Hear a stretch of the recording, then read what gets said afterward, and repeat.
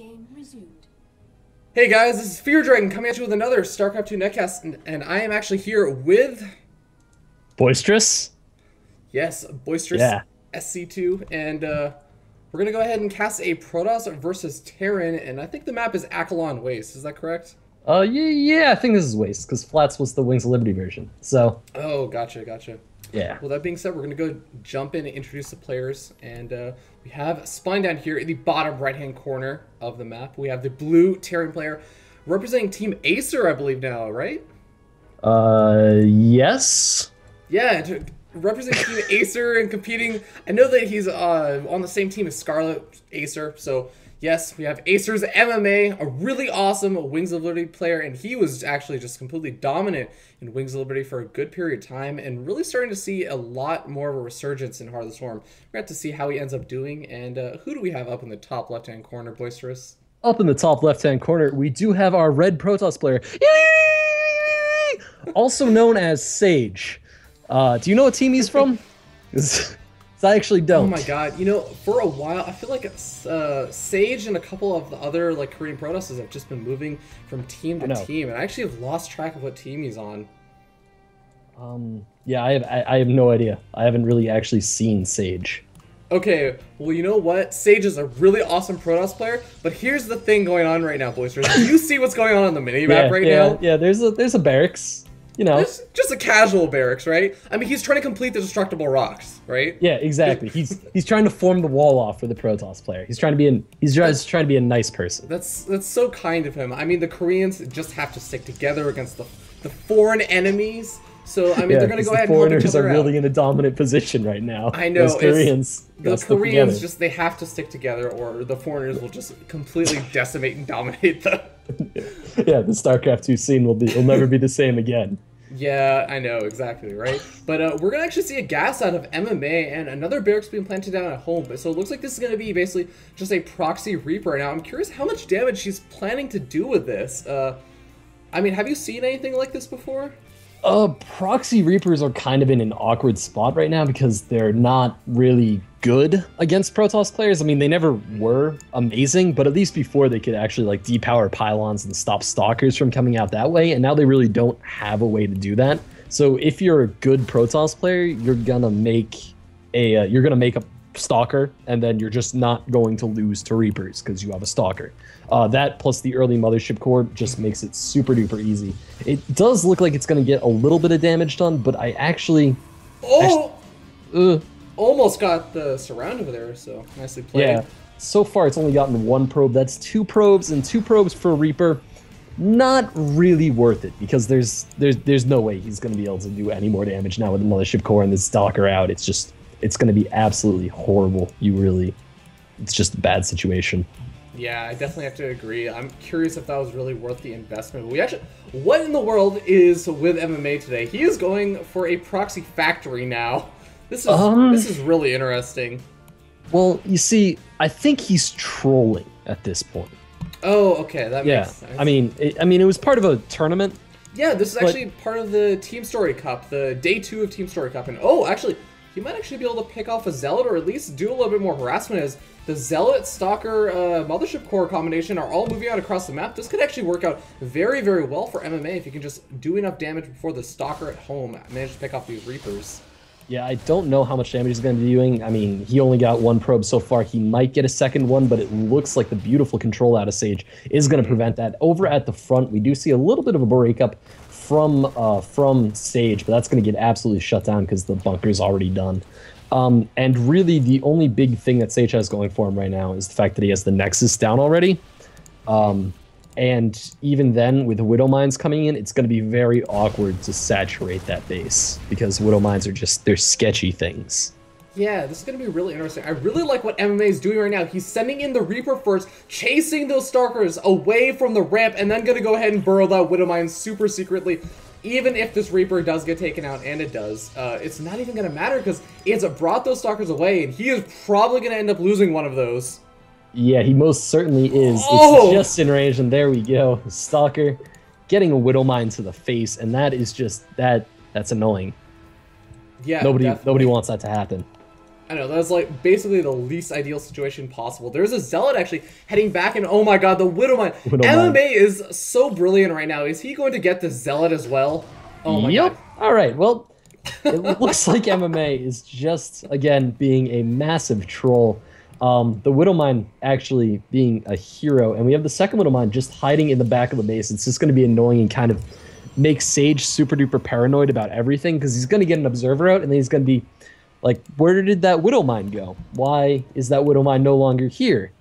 And then he's just going to start freaking out. It looks like the observer might be able to see it. Maybe. Yeah, there we go. So the Widowmine is going to get picked off by the Stalkers at this point, and we're going to see a saturation of the natural for Sage. It looks like MMA has not yet lifted off his orbital, and he's now just doing that. So his economy is going to suffer just a tad little bit, and he's going to fall just a bit behind Sage. Yeah, let's actually look at the worker count just when you're talking about economy. We have 33 probes to 29 SCVs. Not too bad, but I mean, I actually have to give it a little... Oh, hold that thought. We actually have a drop coming in from MMA as the Marines unload. They're going to be able to do some good damage to the pylon, but nope. Just deciding to get out. It looks like he actually ended up only losing one Marine. Not too bad. But, yeah, really good defense from Sage, I have to say right now.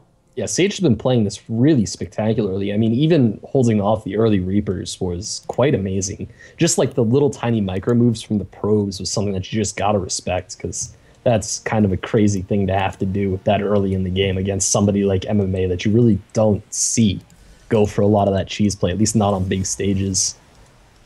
Yeah, definitely. In the meanwhile, let's just take a look at both of the tech choices that both these players are doing right now. In the meanwhile, we have at MMA's base a reactor starport that's not actually doing anything right now. That's a bit curious. I would think that he would want to be getting out some medevacs, but doesn't look like that's going to be the case right now. And what do we have over in Sage's base? Looks for Sage, we're going to be seeing Colossus coming out quite soon. The robotics bay is down. He's also getting double forges. So I'm going to guess that he's going to move into a very big, Stalker Colossus mega upgraded army, and that's kind of just going to be his late game choice, which is pretty standard at this point. I mean, Skytoss still hasn't really taken off completely against Terran players. It's okay versus Zerg, but I mean, against Terran it just doesn't work out quite as well. And that Colossus play is just way better currently in the metagame right now. Yeah, I have to agree. Just even though there are some players like SKMC who can make Starport, who can make Starport or Stargate openings work. I mean, not everybody can be MC, and some of us mere mortals have to resort to High Templars and Colossus to deal our damage. Yeah, I wouldn't call MC a Protoss player. I would call him, like, I think he's actually melded with the computer to the level of like being a Templar himself. MC is the closest thing we'll have to a Xel'Naga race. Yeah, probably. I mean, I'm sure he has like gene splicing experiments going on back at his house to create the perfect StarCraft player that will continue on his legacy. Oh, that'd be beautiful.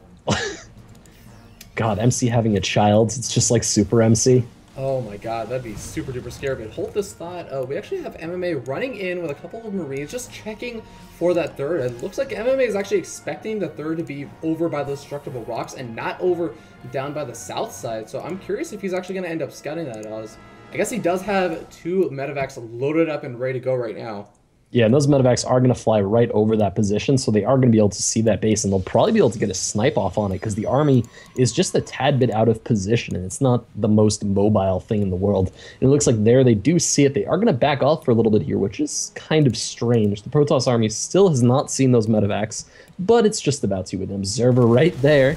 So, that's definitely annoying. But with the multi-drops from MMA, we are going to see 5 Marines going into the main base, along with those 2 drop ships that are just going to be peeking up and around. And the Widowmine. Oh, it's so close! Oh! That is wow, those are like the stressful. luckiest stalkers in the world. I know, and actually, look at this. Sage actually already has an observer over at the top side, right on top of MMA's drop. He's going to see that coming in. He already has Stalker's position, and MMA is going to have to be a little bit careful. He could use that medevac boost to get out, but the medevac is getting very low in health. Oh no, he loses the medevac, unfortunately. That is not how we wanted that drop to go, and really just ends up losing all those Marines for absolutely nothing. Yeah, he also lost a medevac and, a medevac full of units at the third base. I mean, that was That was really just beautiful control from Sage. I mean, he just has observers in literally the perfect spots at this point. I mean, the observer down by the third base spotted both of the medevacs like 30 seconds before they even wanted to start the drop. And then that observer up at the top was there to just sit there on top of the medevac so that he knew exactly when he was going to get attacked.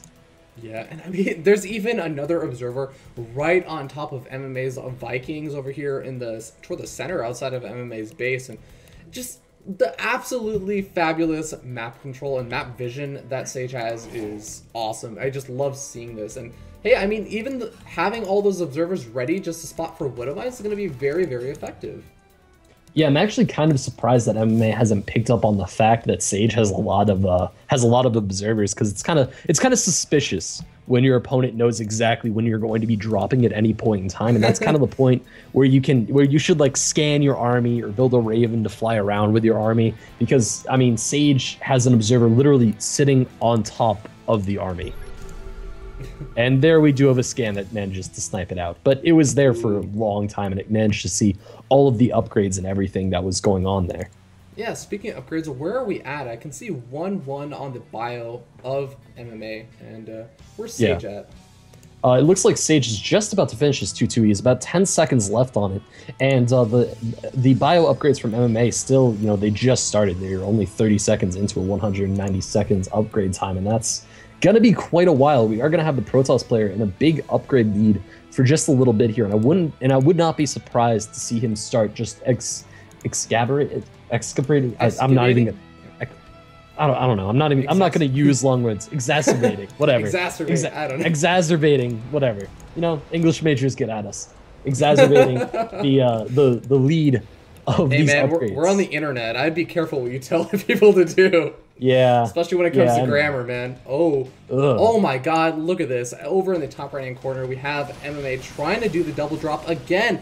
And just a proxy pylon positioned perfectly to actually intercept that drop, and even had a couple of zealots going to be moving around just to, I guess, scout for any potential marines. And in the meanwhile, he's going to send some stalkers to try and clean up that drop at the same time.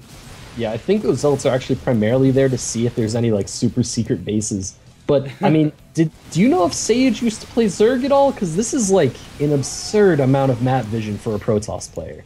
You know, I haven't, but I have to agree. I definitely agree with the sentiment, especially. I feel like we are watching a Zerg player. It's almost like I feel like his observers are just creep tumors. Just looking around the map, and he has his stalkers moving around like Zerglings, just seizing control of the map, checking around, picking off stray units here and there. And oh, we actually might see the engagement do have a blink back, as I feel like, yeah, you need to keep those stalkers a little bit behind the rest of the army, but wow, that Viking super awkward army positioning from the Terran player is going to be absolutely awful. All of the ghosts completely out of position. They are finally going to get their EMPs down on the zealots, but it's going to be very, very late in the engagement. I'm not sure how much it's going to matter. We have all of the Vikings managing to snipe off the Colossi, but the Colossi were not, you know, that big of a part of an army to warrant that large of a Viking ball. And we do see an absolute run over by the Protoss player. That was kind of scary. Yeah, I mean, good positioning, and as well as just the whole, I mean, 2-2 upgrades is working out pretty gosh darn well for Sage. And looks like he's going to feel comfortable trying to move over into the natural expansion, but the supply depot wall in, as well as all those SCVs pulled, should be able to at least buy a little bit of time. But is it going to be enough, Boisterous? I don't think so. Yeah, I don't think so either. I mean, the supply depot wall didn't actually manage to get up in time, so one of them just had zealots on top of it. No, surprisingly enough, those things aren't actually like strong enough mechanics to launch zealots off of them, no matter how awesome that would look.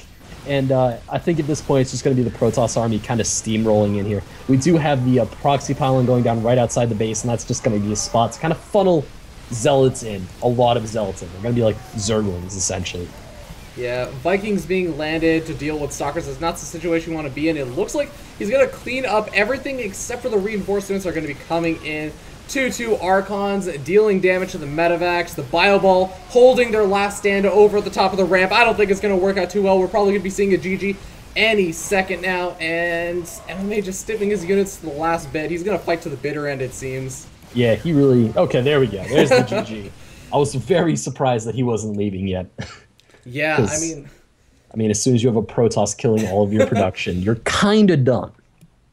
Yeah, it's gonna be so difficult for a Terran player to actually deal with that. But I mean, I really have to say it was a close game and really just cool to see because we saw so many different skirmishes around the map, and that was really entertaining to watch. So hopefully you Yeah. had a good time, Boisterous. I certainly I had a did. great time. I cannot wait for this Tuesday and Thursday when we are commentating the URTL at 9 p.m.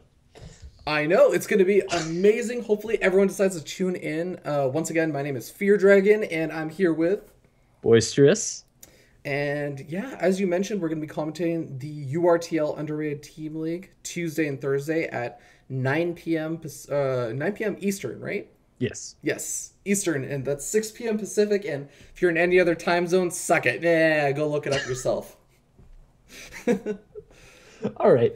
Well, anyway, guys, if you want to check out any other videos I produce, you can head over to youtube.com/user/BoisteriousSC2. And Fear Dragon, do you have somewhere, a main hub they can go to? I do indeed. You can check me out at youtube.com/FearDragon64. And I do occasional StarCraft commentaries as well as a lot of live casting over at twitch.tv/FearDragon64. And that's pretty much it, man. I think we're All good. right. Yeah. All right. Well, I'll see you guys next time.